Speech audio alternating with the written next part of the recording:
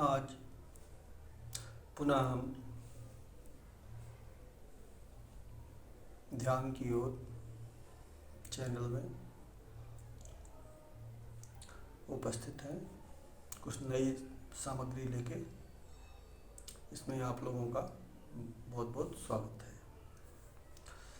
आज हम ध्यान की कुछ खास तत्वों की चर्चा करेंगे। उसके पहले गुरु स्मरण। गुरुर्ब्रह्मा गुरुर्विष्णु गुरुर्देवो महेश्वरः गुरु साक्षात् परम ब्रह्म तस्मै श्री गुरुवे नमः। अखंडमंडलाकारं व्याप्तं येन चराचरं यत्पदं दर्शितं येन तस्मै श्री गुरुवे नमः। अज्ञानान्तिमिरान्धस्य ज्ञानाञ्जनशलाकया चक्षुरुन्मीलितं येन तस्मै श्री गुरुवे नमः। तो आज हम ध्यान के कुछ विशिष्ट तत्वों की चर्चा करेंगे।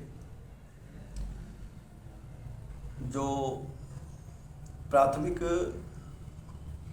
आवश्यकताएं हैं ध्यान की, जो शर्तें हैं, उन सारी शर्तों को मानते हुए जिसकी चर्चा हम बहुत पहले कर चुके हैं, उसके ऊपर ज़्यादा समय खराब करना ठीक नहीं है।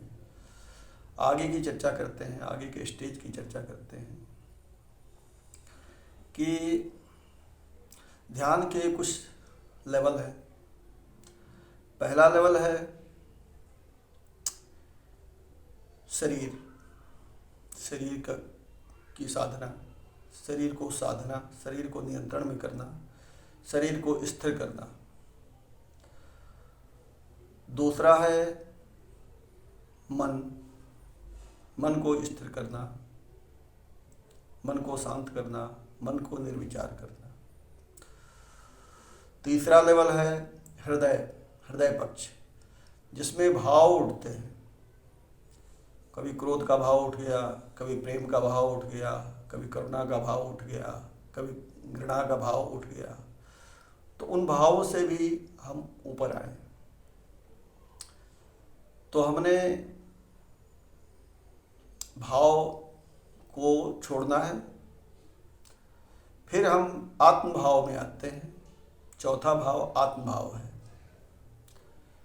जहाँ हम स्वयं में होते हैं, स्वभाव में होते हैं, आत्म भाव में होते हैं। ये आत्म भाव है। तो सबसे पहले हम आसन की बात इसलिए करते हैं कि हमारा शरीर स्थिर हो जाए। इसके लिए हम सुखासन है, पद्मासन है, जो भी आसन है जिसमें हम आराम से सुख से बैठ सकें, हमें किसी तरह का कोई दर्द ना हो, कोई पीड़ा ना हो, कोई परेशानी ना हो, ये आसन उचित है। जिसमें हम बिल्कुल स्थिर होकर बैठें, हिले ना। इसके बाद आंखें बंद करना है ताकि बाहरी दुनिया से कट जाए, आंतरिक दुनिया में जाए। अब आते हैं शरीर के से ऊपर वाले स्तर पे, जिसको बोलते हैं मन का स्तर। मन को शांत करने के लिए ध्यान में प्राणायाम है। हम प्राणायाम करें, प्राणायाम की भी चर्चा हम कर चुके हैं। अनुलोम विलोम करें, भस्त्रिका करें, कपालभाति करें। मतलब कि हम शरीर को थकाएं। शरीर जैसे ही थकेगा वैसे ही मन भी थक जाएगा, मन भी नियंत्रित हो जाएगा। तो मन को नियंत्रण करने के लिए, मन मतलब विचार, आंख बंद करने के बाद भी अंदर विचार चलते रहते हैं, नए नए दृश्य आते रहते हैं। तो उन दृश्यों को रोकने के लिए, उन विचारों को रोकने के लिए, मौनता की तरफ हमें जाने के लिए, निर्विचारता की तरफ जाने के लिए हमने प्राणायाम करना है, ताकि कम से कम विचार हमारे पास आएँ। और विचार आएँ और फिर वो जाएँ। नदी के, सागर के लहर की तरह हमने सिर्फ देखना है। उन विचारों से कोई मतलब नहीं रखना, कोई लेना देना नहीं। बिल्कुल शांत रहना है। विचार आएंगे, विचार आप देखिए साक्षी भाव से, और फिर विचार जाएंगे। अच्छे भी विचार आएंगे, बुरे भी विचार आएंगे। क्योंकि जो विचार आएंगे वो आपके जो वर्तमान परिवेश में जो आपकी घटनाएं होती हैं, उन घटनाओं के स्वरूप किसी न किसी रूप में आपके मन में आएंगे और फिर जाएंगे। कुछ संस्कार होते हैं, उन संस्कारों के हिसाब से भी आपके मन में विचार आएंगे और जाएंगे। तो विचारों से हमने लेना देना कुछ नहीं है। वो विचारों के ऊपर जब ध्यान देना शुरू करेंगे तो धीरे धीरे विचार भी आने बंद हो जाएंगे। अब हम निर्विचारता की तरफ पहुंच जाएंगे। हमने निर्विचार होना है। जब तक हमारे मन में एक भी विचार रहेगा परमात्मा का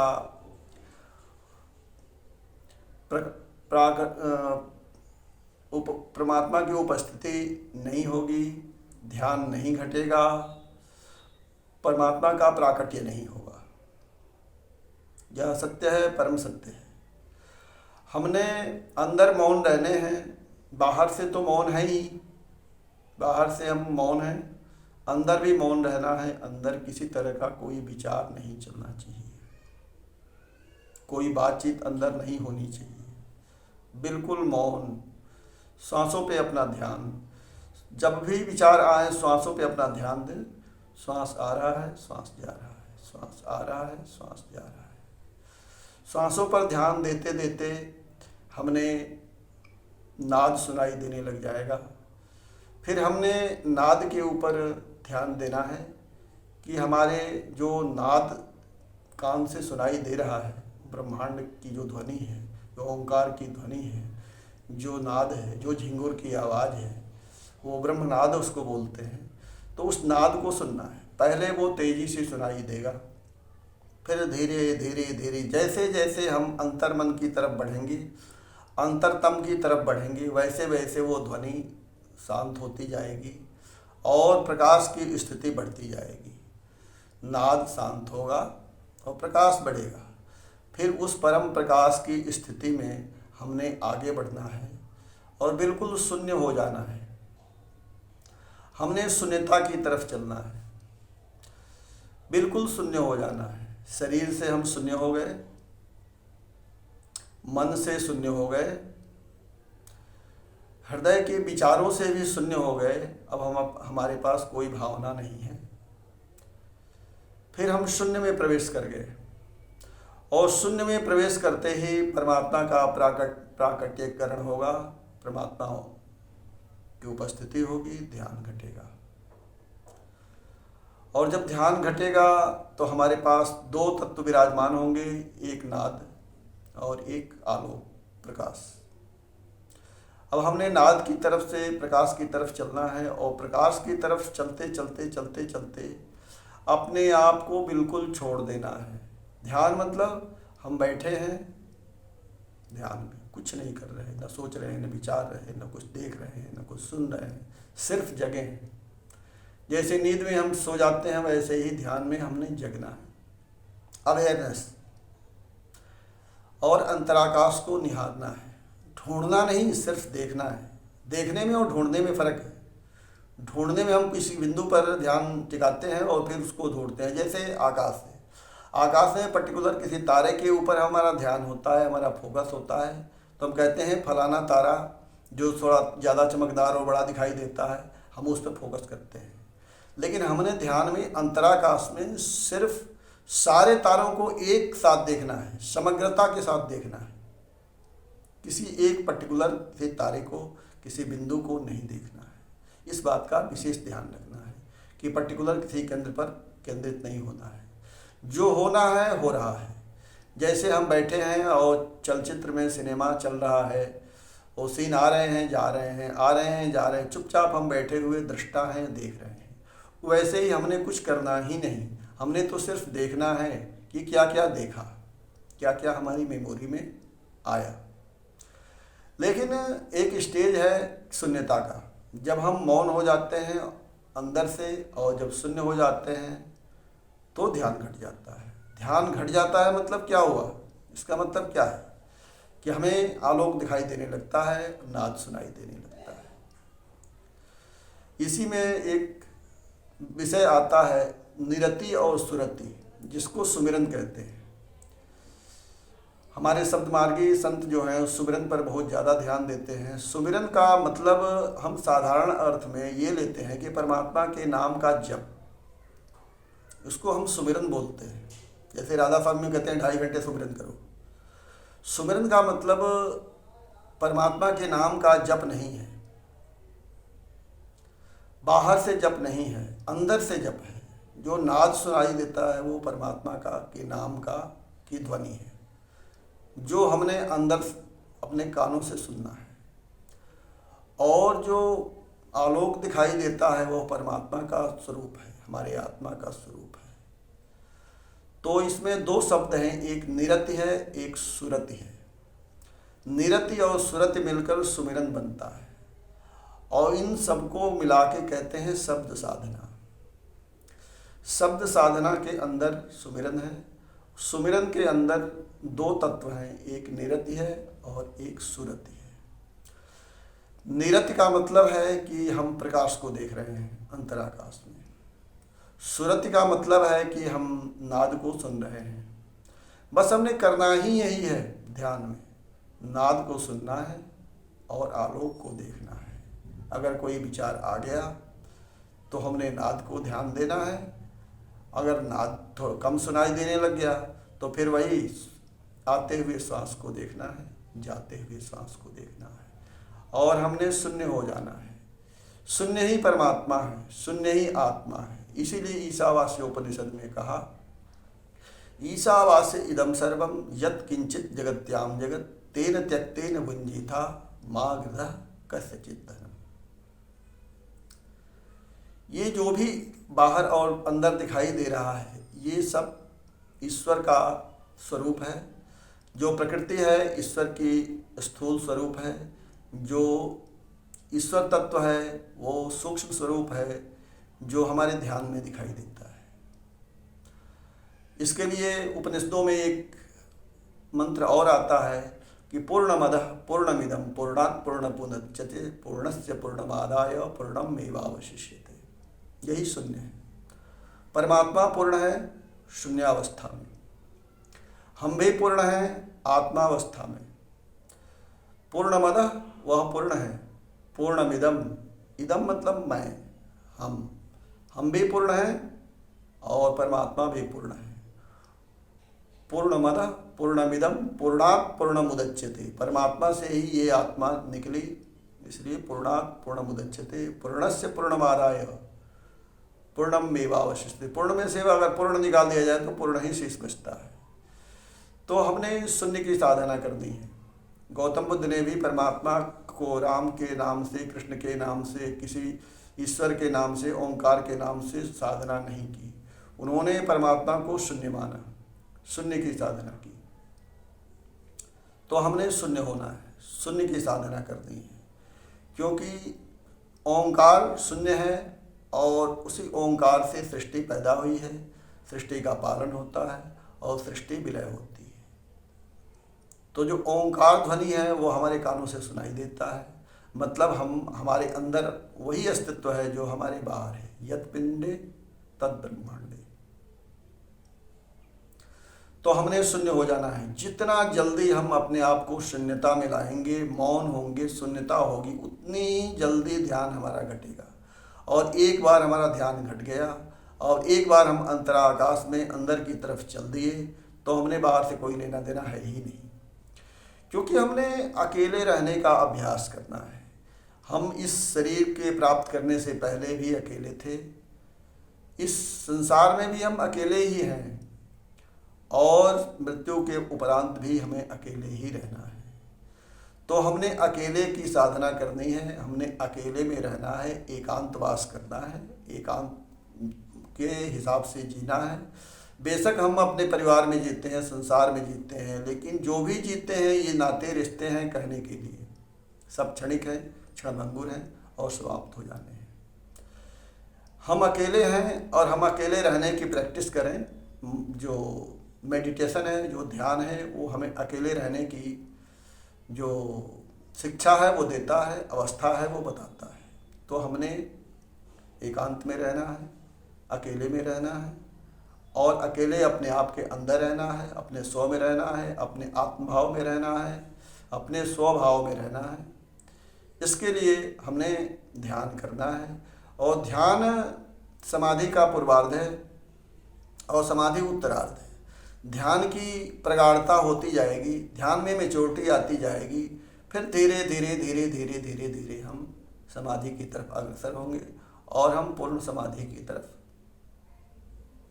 प्राप्त होंगे, हमें पूर्ण समाधि प्राप्त होगी। और समाधि ही हमारा लक्ष्य है। सब अगर हम जीते जी अपने मुक्ति की व्यवस्था नहीं कर लिए तो मरने के बाद कुछ नहीं हो सकता। इसलिए अपने मुक्ति का सारा प्रबंध, अपने मोक्ष का सारा प्रबंध, आत्मदर्शन, परमात्मा दर्शन, ब्रह्म दर्शन, जो भी दर्शन है हमने जीते जी इस शरीर के रहते ही कर लेना है। ये शरीर छूटा नहीं और कहानी खत्म। फिर अगला शरीर कैसा मिलेगा?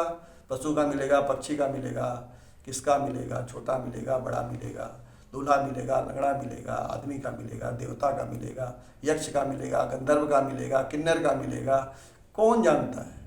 इसलिए मनुष्य का शरीर परमात्मा की प्राप्ति का सबसे सुंदर अति उत्तम अवसर है और ये जीवन परमात्मा ने एक अवसर दिया उसे प्राप्त करने के लिए, तो हमें इसका फ़ायदा उठाना चाहिए। हमें लगातार ध्यान करना चाहिए, दिन रात ध्यान करना चाहिए।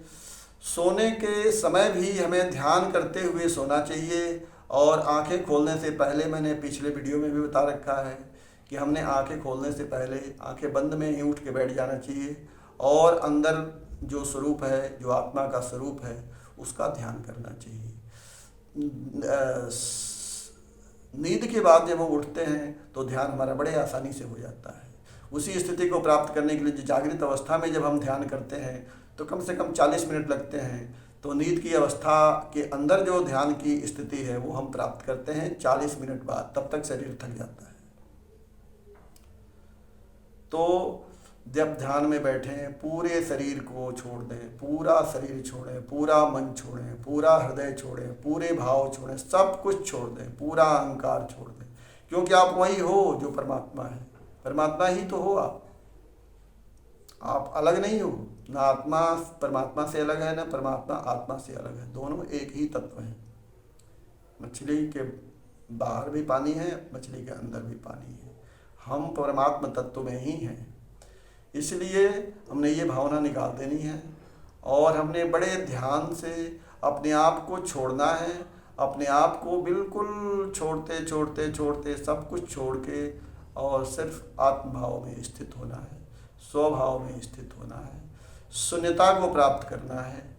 जब हम शून्य हो जाएंगे, सब कुछ छोड़ के बिल्कुल शून्य हो जाएंगे, जीरो हो जाएंगे, तो आत्म तत्व प्रकट होगा, परमात्मा तत्व प्रकट होगा, परम तत्व प्रकट होगा, ओंकार का स्वरूप दिखेगा। ओंकार के दो ही रूप हैं, वैसे तो 16 आयाम हैं, लेकिन जो मुख्य रूप से एक ध्यानी के लिए आवश्यक है उसमें 2 तत्व हैं, एक आलोक और एक ध्वनि, नाद। तो ये दोनों प्रकट होंगे जब हम बिल्कुल शून्य होंगे, निर्विचार होंगे और मौन होंगे। तो हमें मौन की साधना करनी है, निर्विचारता की साधना करनी है और हमें अनवरत ध्यान करना है और ध्यान करते करते ही मृत्यु को प्राप्त करना है। अगर बेहोशी में मृत्यु मिला, अगर बेहोशी में हमको मौत ले गई, तो फिर हमारी सद्गति नहीं होगी। हमारी सद्गति तभी होगी जब हम होश में मृत्यु को प्राप्त करेंगे, ध्यान में मृत्यु को प्राप्त करेंगे, अपनी इच्छा अनुसार शरीर को छोड़ेंगे, तो हमको उत्तम गति मिलेगी, अहम मुक्त होंगे। अहम फिर पुनर्जन्म हमें प्राप्त नहीं होगा, हम 84 की योनि से समाप्त हो जाएंगे। 84 की योनि में चक्कर नहीं काटना पड़ेगा, परमात्मा तत्व जो है उस परमात्मा तत्व में विलीन हो जाएंगे। तो ये हमारा अनुभव था, ये हमारा सजेशन था और जो भी हम ध्यान में अनुभव करते हैं उसको हम आप लोगों को शेयर करते हैं। ध्यान ना लगे, ध्यान में कुछ अनुभव ना हो, तो अपने आज्ञा चक्र के ऊपर 10 मिनट 5 मिनट, ज़्यादा नहीं, 10 मिनट 5 मिनट ध्यान करें और ध्यान करने के बाद आप अपने आप ध्यान में धीरे धीरे डूबने लग जाएंगे। आपको आलोक दिखाई देने लग जाएगा, आपको नाद सुनाई देने लग जाएगा और आप शांत होने लग जाएंगे और आनंदमय होने लग जाएंगे। और ध्यान का जो आनंद है उसको हम किसी से कह नहीं सकते। ये सच्चित आनंद सच्चिदानंद है, घन है।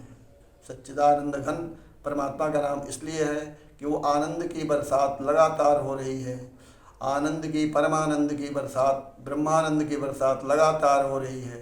हम संत जन जोगी जन ध्यान की अवस्था में लगातार उसमें हम नहाए जा रहे हैं। जैसे बरसात का पानी होता है उसमें हम नहाते हैं, वैसे ही परमानंद बरस रहा है, आनंद बरस रहा है। उस आनंद में सरोवार हो रहे हैं, आनंद में बिल्कुल आनंदमय हो रहे हैं। लगातार ब्रह्मांड से अखंड ज्योति हमारे ऊपर आ रही है, पड़ रही है और हम आनंदित हो रहे हैं। हम विभिन्न लोकों परलोकों की यात्रा कर रहे हैं, सबका अनुभव ले रहे हैं और परमानंद में हैं, सच्चिदानंद में हैं, ब्रह्मानंद में हैं, ज्ञानानंद में हैं, परमानंद में हैं। आनंद ही आनंद है, आनंद ही आनंद है। अब हम आप लोगों को अगला वीडियो जो आएगा उसमें ऐसे ध्यान विधि की चर्चा करेंगे जिसमें खुद ध्यान करेंगे। गाइडेड मेडिटेशन के नाम से होगा। उसके प्रथम भाग, द्वितीय भाग, तृतीय भाग और चतुर्थ भाग ऐसे करके अलग अलग भाग होंगे, जिससे हम गाइडेड मेडिटेशन करेंगे और उस मेडिटेशन से परमानंद का अनुभव करेंगे।